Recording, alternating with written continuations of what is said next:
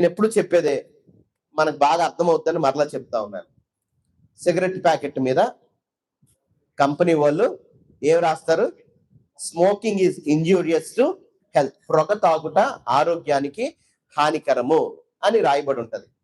ఇప్పుడు ఈ పొగ త్రాగే ఆయన ఏమని అంటాడంటే, కంపెనీ వాడు తయారు చేస్తా ఉన్నాడు, ప్రభుత్వం మా ద్వారా బోలెని ట్యాక్సులు తెచ్చుకుంటా ఉంది, ప్రభుత్వమే ప్రోత్సహిస్తా ఉంది, కంపెనీలు మా కోసమే ప్రొడక్షన్ చేస్తా ఉన్నాయి, మేము తాగకపోతే కంపెనీలు ఏమైపోతాయి, మేము పన్ను కట్టకపోతే ప్రభుత్వాలు ఏమైపోతాయి, బడ్జెట్లు ఏమైపోతాయి, అందుకే మేము తాగుతున్నాం అంటాడు కదండి. నష్టం ఎవరికి?